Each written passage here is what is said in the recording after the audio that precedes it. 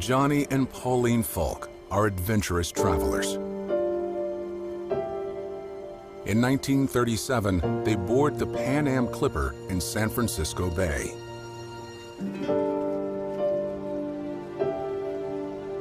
Pan Am has just begun the first commercial air service across the Pacific. It's no simple task. The small float plane faces an 8,200-mile flight path. It pushes the limits of its range to fly between tiny dots scattered across the Great Sea. Airborne at last, Pauline writes in her diary, "The flight is so smooth. There's no feeling about it." After 19 hours, they make their first landing. Pearl Harbor, Hawaii. This American territory is barely American. Its people are more rooted in the Pacific.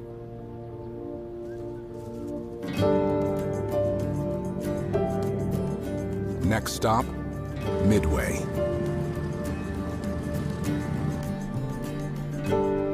Johnny films an idyllic scene on an island that will soon become infamous.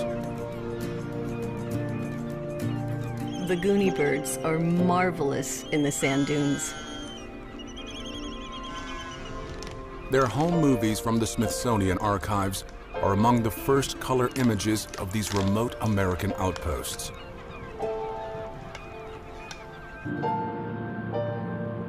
Then, Wake Island. It's uninhabited until Pan Am turns it into a first-class way station.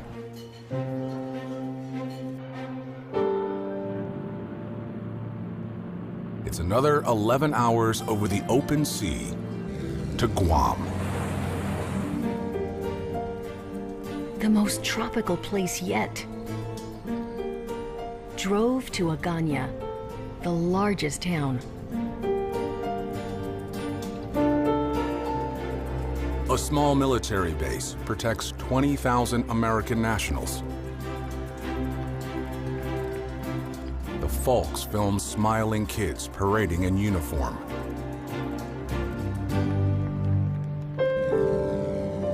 Their next stop will be a much longer stay.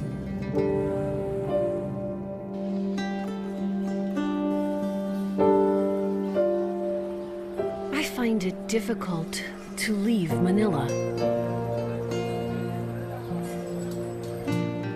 The Philippines have been in U.S. hands since 1898. It's America's most distant territory. The edge of a young empire defined in neon.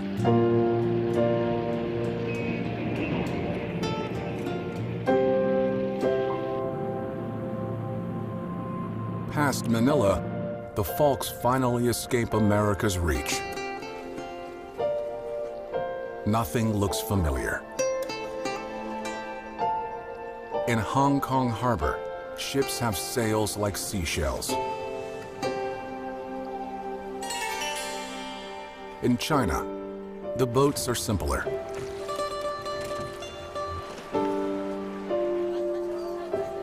And the people are spellbinding.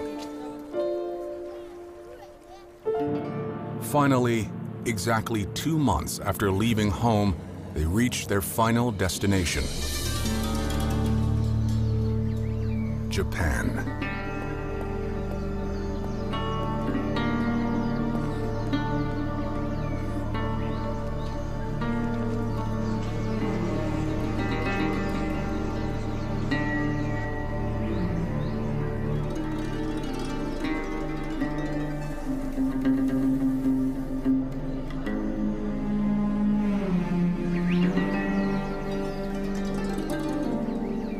Johnny and Pauline's journey is remarkable, and their path is prophetic.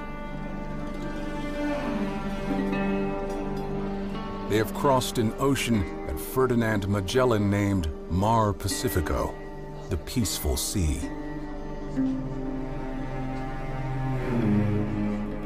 but a wave of war will soon obliterate the folk's footsteps, replacing scenes of peace with scenes of a cataclysm no one can yet imagine.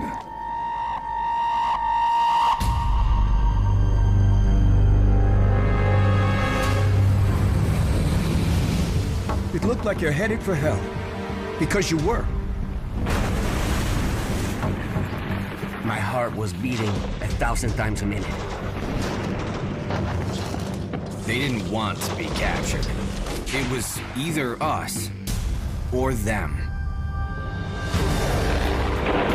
Coming towards us was a Japanese plane just skimming over the water. My eyes were paining with oil, but we got a rope and were taken aboard. The beach was a mountain. We didn't think of ourselves as heroes. It's not just what I remember. It's what I'll never forget.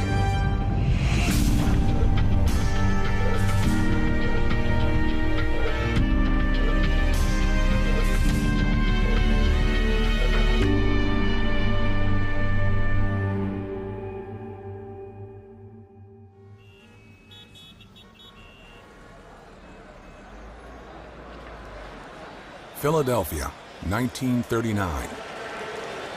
There's a buzz building inside Municipal Stadium. A marching band warms up the crowd on a chilly December day.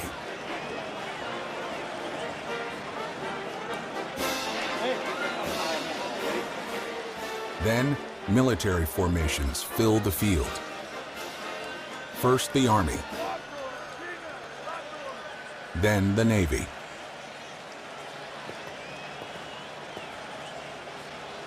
Once the field is clear, the battle begins.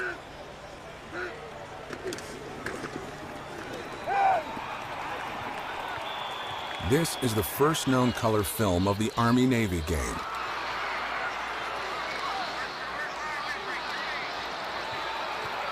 Colonel Wilbur Dockham shoots from his corner seat.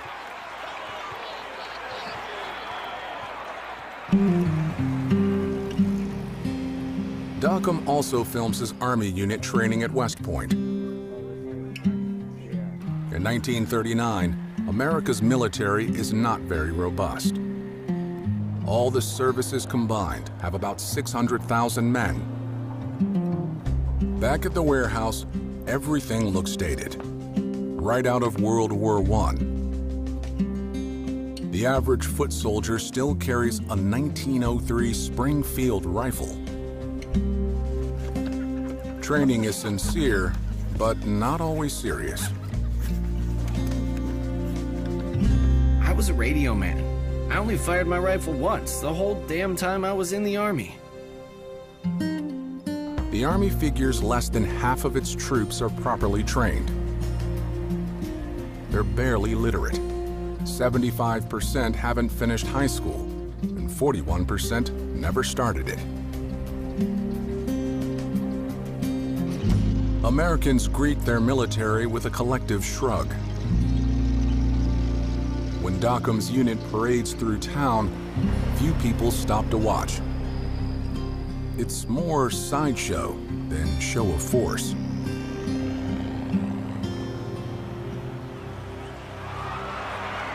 Dockham captures it all on color film, a recent invention for home movie buffs and combat cameramen. I was carrying 2 hand cameras. We were laying on the beach watching this. Guys were getting blown to pieces.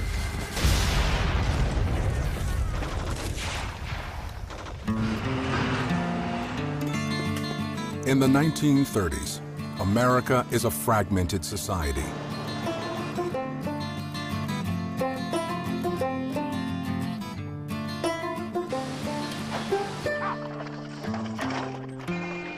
About the only thing everyone faces in common are the fierce headwinds of the Great Depression.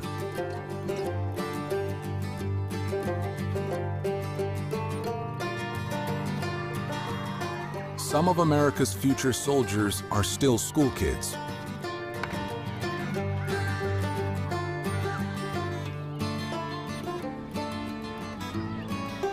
Armand Mafuccio hustles to make a few extra bucks for his family of Italian immigrants. I'd get up early and work with the baker first. Then after school, I'd go back and help him make the bread. For a few dollars, you'd go any place. You just go get it. Michael Kurilla frequents the movie house to follow the war already raging in Europe. At the movies, they'd show newsreels showing the fleet and all the warships in a row out there in the ocean.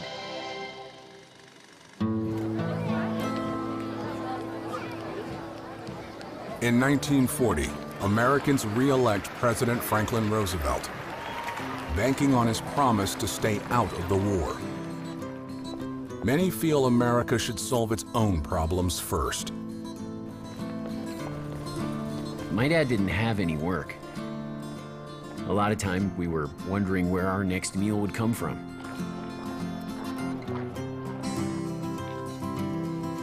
Most people think going to war will be an economic step backward. 2/3 think it will make the next generation worse off. America's focus is inward. Most live out their lives without venturing much beyond the horizon of their own needs. But in a few months, some will venture farther than they ever dreamed.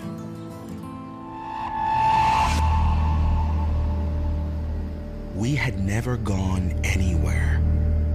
Once we got away from home, it was a different world.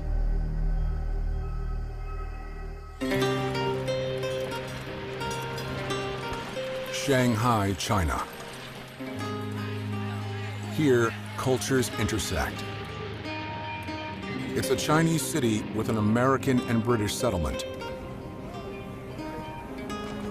Streets reveal a global mix of carts and cars. It's an international crossroads, but Japan has it in its crosshairs.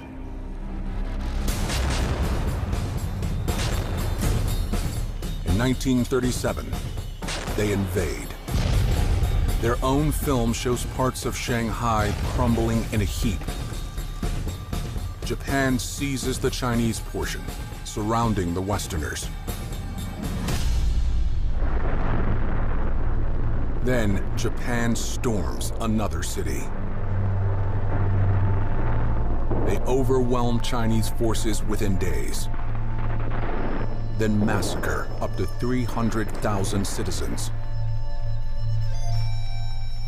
It becomes known as the Rape of Nanking.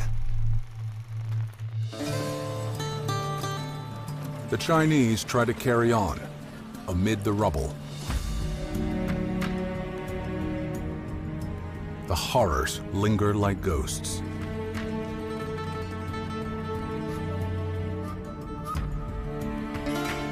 On this pockmarked building, the invaders flaunt their flag like a brand. Japanese soldiers signal a new imperial presence. America wonders if Japan's ambition ends here or extends to one of its own territories nearby. Sirens in Manila were going off. We began to get a picture that it wasn't looking good.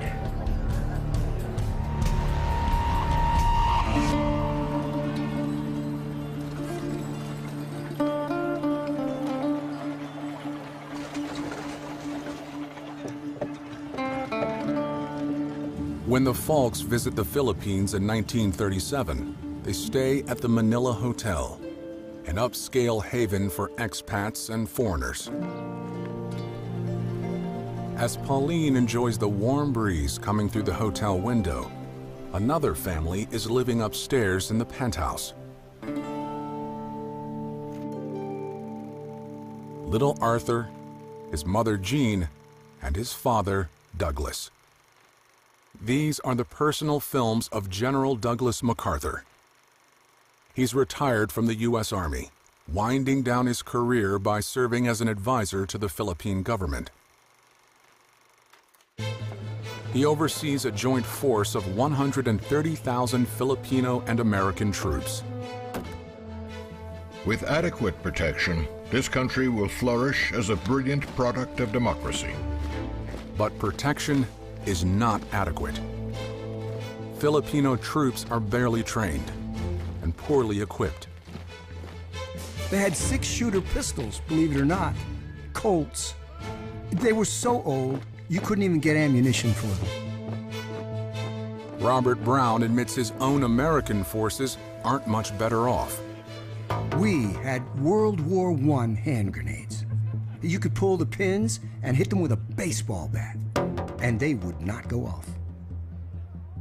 If war breaks out, the Philippines are in grave danger. MacArthur wonders why 16 million American nationals are barely protected. The apparent disinterest on the part of the United States is incomprehensible. But if Army officers are worried, they don't show it.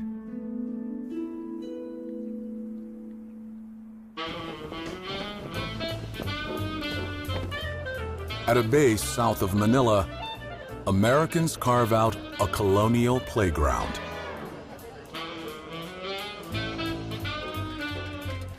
Recreation includes rousing games of bicycle polo.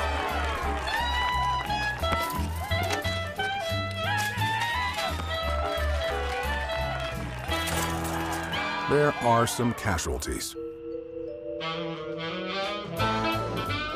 An assignment in the Philippines appears to be mostly about fun and sun. Soon, it will be about survival.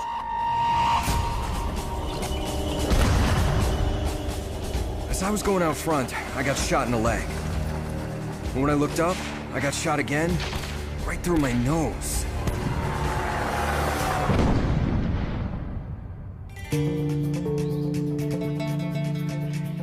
The epicenter of the coming earthquake is Japan. Its proud history stretches back 2,000 years. It's become wary of encroaching Western influence in Asia, thinking they should be the ones to lead the continent into the future. But Japan is also stuck in the Great Depression, and many think expansion is the only way to crawl out of it. People are looking for a breakthrough because times were hard, and no one thought of war in a realistic way.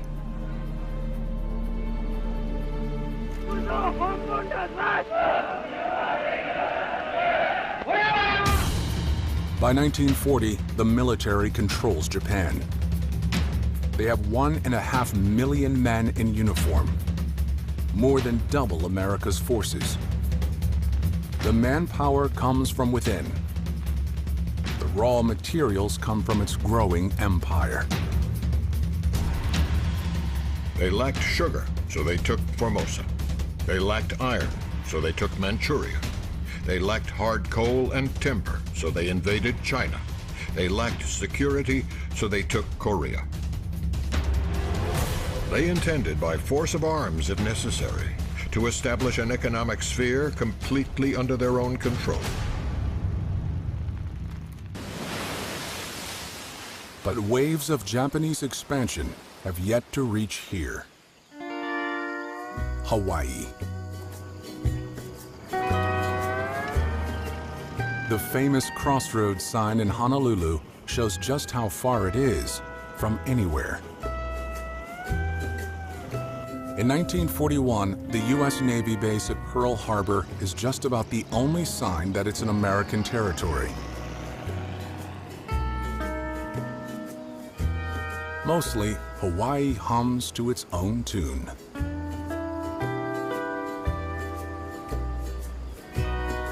This is the pre-war footage of Francis Raymond Line, a traveling filmmaker. His color film unspools like a perfect travel brochure. We discovered a dozen rainbows, some even 2 at a time. Our camera drank in scenes of the harvest. And cattle being loaded by rope and derrick onto ships offshore at the Parker Ranch. Hawaii has its own way of doing things. It's not used to cultural convulsions. Change usually comes on the slow boat.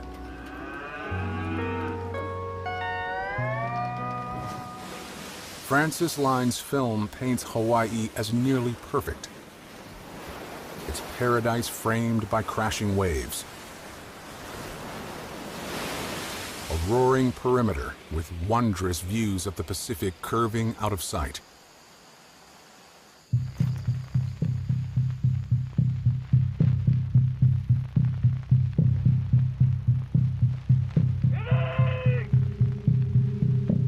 Beyond Hawaii's horizon line, Japanese cameras film an armada secretly slicing its way through the Pacific. It's December 6th, 1941. The American military is on alert, but not up to speed. On this very day, one unit has no hand grenades to practice with. Instead, they throw eggs. Also, on December 6th, newspaper ads call on congressmen to keep America out of the war across the Atlantic. It's the other ocean that's about to explode. Pearl Harbor goes to sleep, innocent and unscathed, for the last time.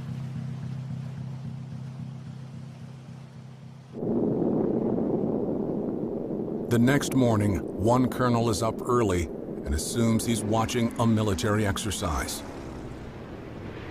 Very realistic maneuvers. I wonder what the Marines are doing to the Navy so early on Sunday.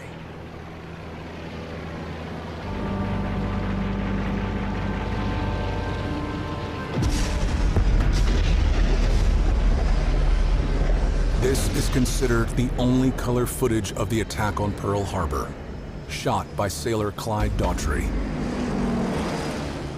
The film is badly damaged, but the chaos is clear. William Luckey is just 1 week out of basic training aboard the USS New Orleans. I said, let's get the guns loaded. They said, we got no ammunition. Who's got the key? We don't know. Surprised sailors fire their anti-aircraft guns wildly, killing some civilians up in the hills. Radio stations begin shouting that it's not a drill. The city of Honolulu has also been attacked. It is no joke, it is the real war. The USS Oglala is listing badly. One sailor on deck is shot through the face by a strafing Japanese plane. Other crews are faring far worse. The USS Shaw bursts into a fireball.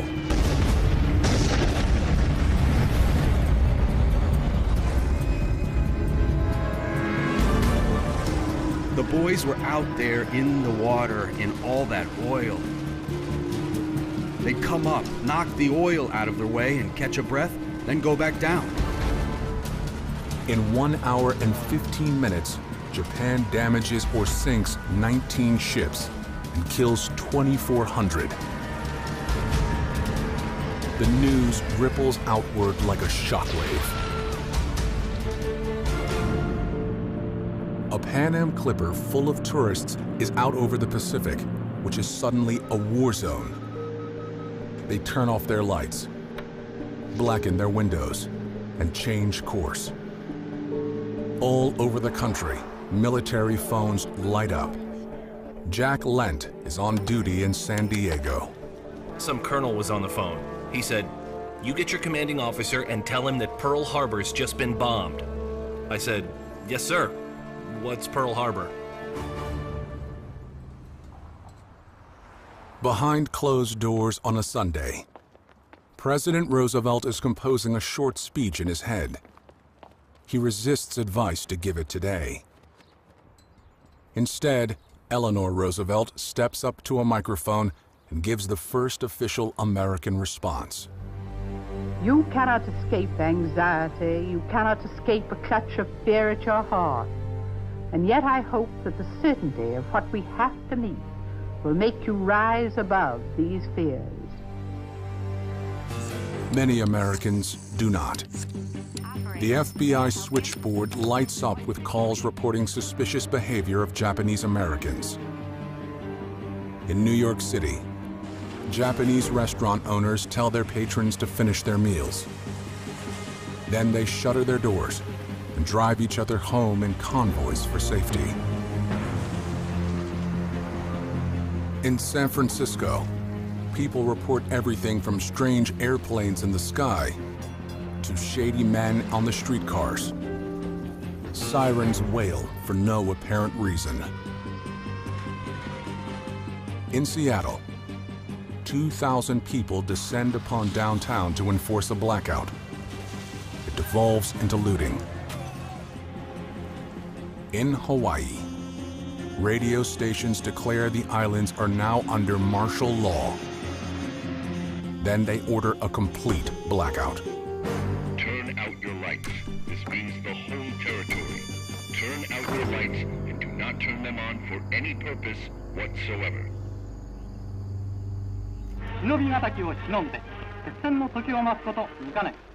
America is on its heels, and Japan isn't finished. The next 48 hours shock the world. Just hours after attacking Pearl Harbor, the Japanese launch a surprise assault on the American base on Wake Island. Fearing a land invasion, a Pan Am Clipper captain jams 70 civilians onto his plane. Way overweight, the plane finally gets off the water on the third try. Then, Japan bombs the U.S. military base on Guam that the Falks filmed a few years earlier. In 3 days, they capture the island and take 20,000 American nationals prisoner. Also on December 7th, Japan invades the Gilbert Islands, a British colony. They also fall in 3 days. Japanese forces on the way back from Pearl Harbor shell Midway Island. Repelling fire drives them off, but not before the American base takes a hit.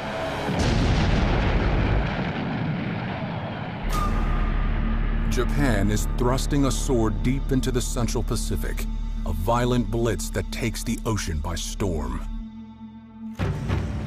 At the same time, Japan's own film captures a surge into Asia.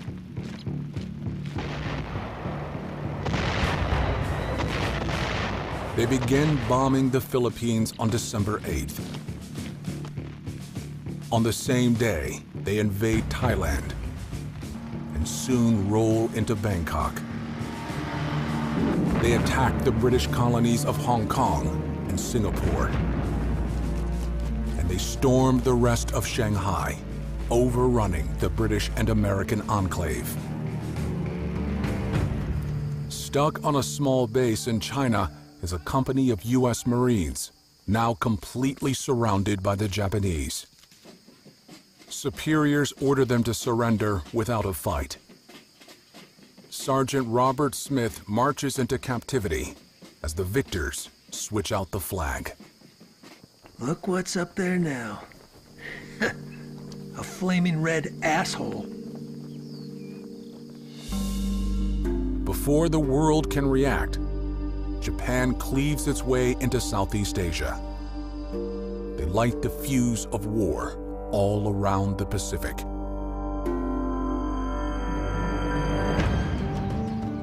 In Japan, many citizens are flushed with pride. But there's an undercurrent of anxiety. We were assured we would not have to worry. America was a democratic nation, and so disintegrate and collapse. They can't unite for a common purpose. One blow against them, and they'll fall to pieces. Back in Washington, Roosevelt addresses Congress. Yesterday, December 7th, First, he makes a few last-minute revisions. a date which will live in infamy. For years, the nation felt stuck. Now, it feels stung. There is no blinking at the fact that our people, our territory, and our interests are in grave danger. America is at war. Most didn't want it, but most will have to join it, either in support at home or in uniform beyond.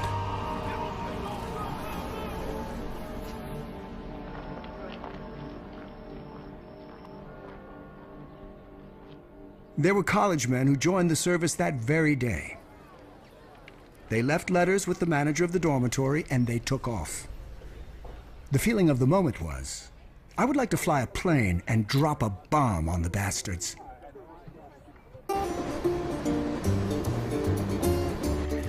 That trip to West Virginia to have my physical was the first time I was ever out of the state of Ohio. Roughest ride I ever had in my life. I like traveling on a gravel road for 2,000 miles. I swear, they had square wheels. My examination took probably 30 seconds. Drop my pants, check forward and aft, check and see if I'm breathing. Son, you're ready to go. I didn't pass because the guy handed me a book and said, read the numbers. I only saw dots. He said, I can't take you. You're colorblind. I said, well, what am I supposed to see? He said a 3, 5, and 9. So I hitchhiked to Indianapolis, got in line. They gave me the same book, and I said, I see a 3, 5, and 9. They said, you're in. Armand Mafuccio, the kid who baked his way through the Depression, joins the Navy. They don't waste his talent. All we made was the bread, rolls, and desserts for the crew.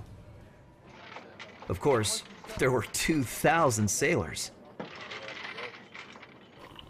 Michael Kurilla, who admired Navy ships in the newsreels, also takes the plunge. They gave us our uniforms and everything. They gave us our caps. Then they'd give us our haircuts, and the caps didn't fit anymore. Our ears were holding them up. First stop, the pool. They practice treading water, while someone tries to hold them under. But deeper water awaits, in an unlikely place. These are cadets in Northwestern University's Naval Reserve Midshipmen's School near Chicago. They are called 90-day wonders because that's how fast the program is in wartime. Lake Michigan isn't exactly the Pacific Ocean, but it'll have to do. They study navigation and the fine art of swabbing the deck. They're literally learning the ropes. Finally, they practice the choreography of gun work. Now, they have time to break it down step by step. Soon, they won't. They peeled off and dove on us. They got close.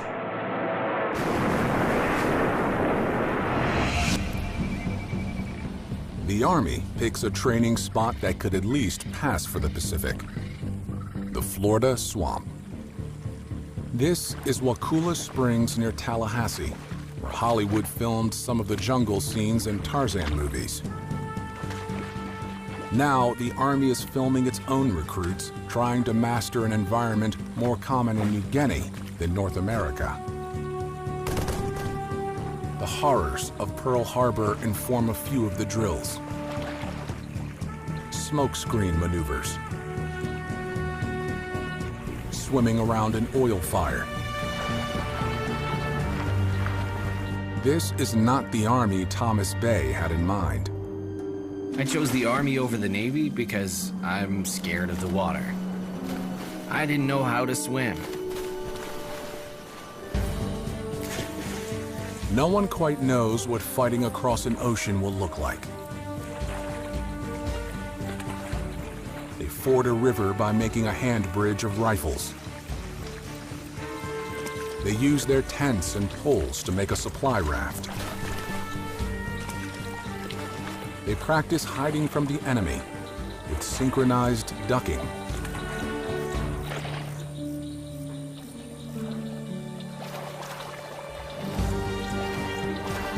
And, predictably, they blow stuff up.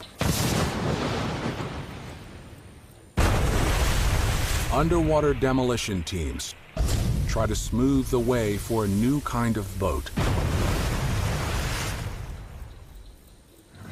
This is an early amphibious vehicle, a duck made by General Motors. Driving through the water is a novelty. Soon, it will be a necessity. We walked into a hornet's nest. I was thinking, how in the world did I ever get sucked into this mess?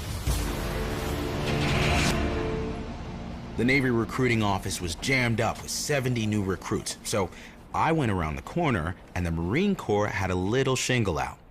And I was it. There was no line. The first thing we heard when the bus came through the gate that morning was, "You'll be sorry." Before the war, the Marine Corps was struggling for relevance. Some thought the Army should just absorb it. It was a service without a purpose, derided as the foster home for Navy flunkies. The first 3 weeks were terrible. They insisted on teaching us how to walk, and I felt we already knew. The Marine Corps wants to shed its reputation as a military afterthought. Instead of the weakest, they want to become the toughest. Every Marine, before he was anything else, was a rifleman. If you're a tank driver, pilot, cook, we don't care what else you are.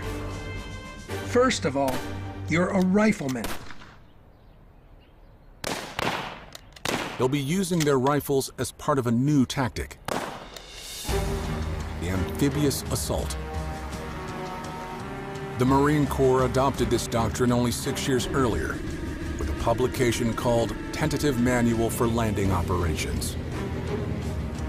They can't afford to be tentative anymore.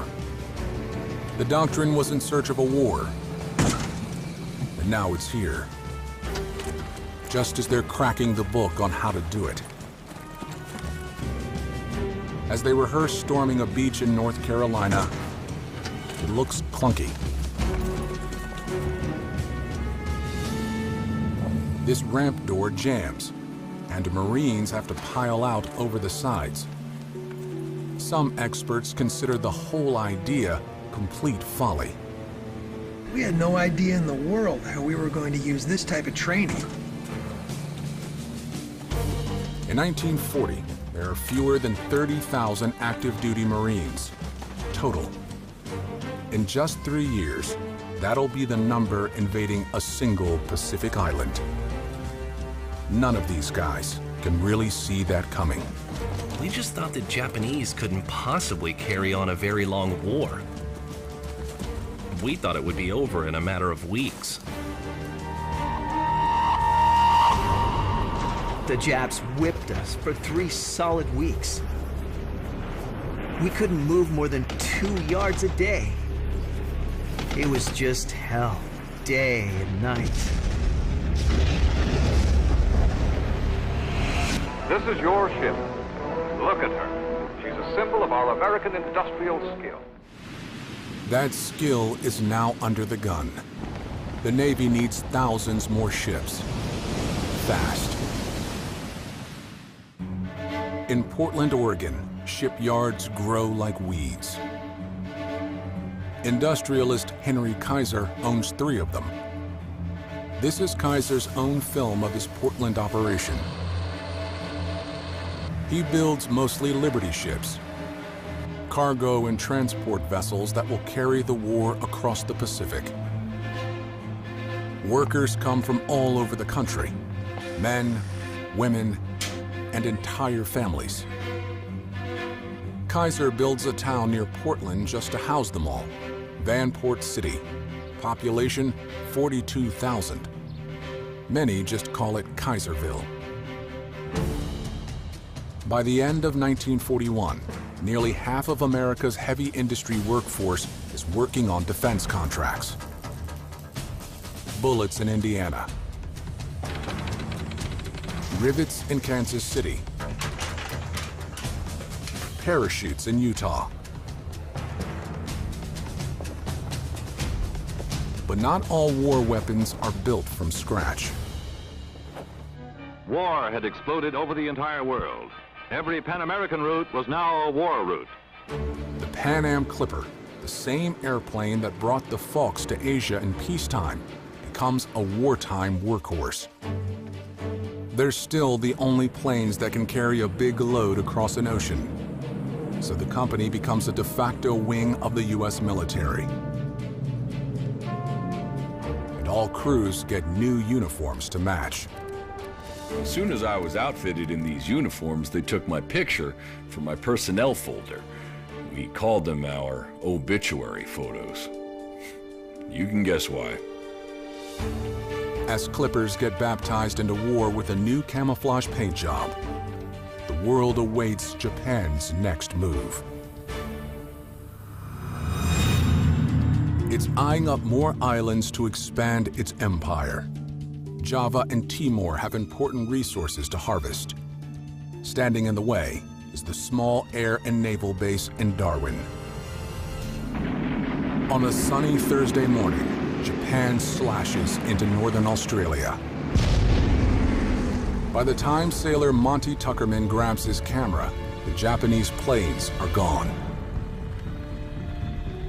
It's the only color footage of the raid on Darwin, a surprise attack considered to be Australia's Pearl Harbor. With one big crash, they dropped their entire loads. With a noise like the roll of heavy thunder, red and yellow flame shot into the air. 11 ships belch out their last breath of acrid smoke before disappearing undersea. The Japanese don't stop at the harbor. They bomb buildings in town. People run for the hills, fearing a land invasion. The attack kills 235 and injures hundreds more, all in a town of only 2,000. Clouds of war now rise over a nervous Australia, a nation right in the shadows of an expanding and unpredictable empire.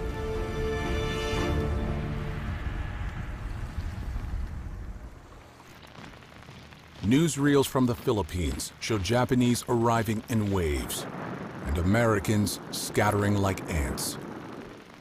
They handed each one of us a can. I got a can of cherries. And they said, disperse. I mean, we just dispersed. We didn't know what the hell we were doing. There's no color footage of the brutal fight for the Philippines. Cornered on the Bataan Peninsula, Americans have little food and no reinforcements. MacArthur holds out on Corregidor. Japanese film shows their overwhelming advantage. Soon, they're celebrating in Manila. MacArthur and his family escape to Australia as Corregidor falls. Those left in the Philippines are no longer enjoying a sunny deployment. They're enduring their darkest nightmare. These very boys are now dead, starving, or captured. That was something I told my mother that would never happen. I'd be behind the front lines. Wrong. Dead wrong.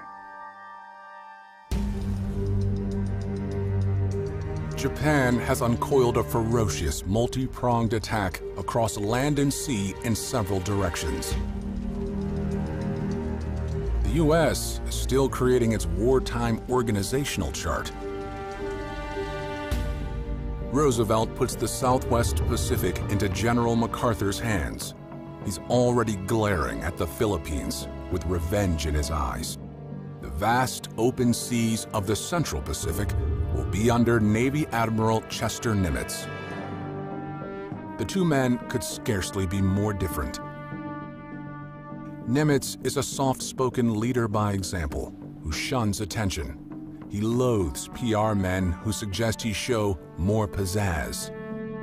In contrast, MacArthur is a man of sweeping statements, grand gestures, and a fondness for any recording device that can capture them. These top men from the Army and Navy now have the Pacific War on their shoulders. Like the football game between their services, it'll be part camaraderie, part competition. But their boss calls the first play.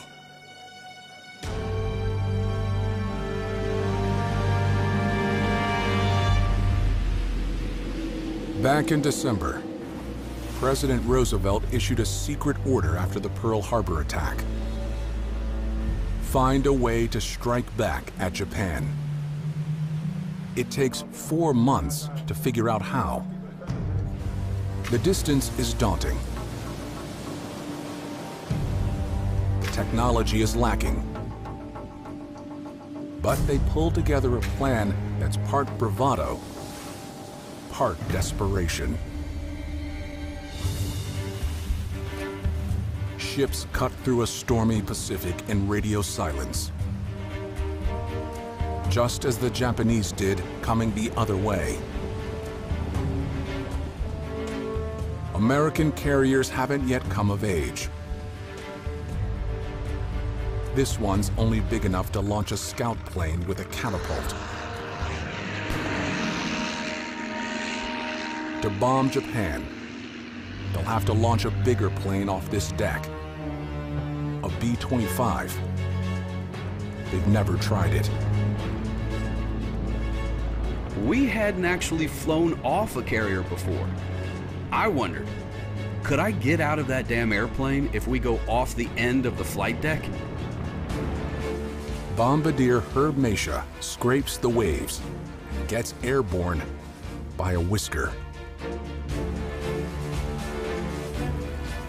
There's no turning back. The deck is too short to land on. 16 planes are off to Japan on a wing and a prayer. It's called the Doolittle Raid for the colonel who leads it. There's no footage of the raid itself. Some bombs hit Tokyo, but damage is minimal. Most planes go on to crash land in China. As payback for Pearl Harbor, it hardly rates. America doesn't care. Doolittle and his gallant men shake the complacency of the Japanese warlords. It will take more than a few bombs to win the Pacific War. It will take weapons yet to be built, teamwork yet to be tested, and blood yet to be spilled. For now, the combatants remain an ocean apart.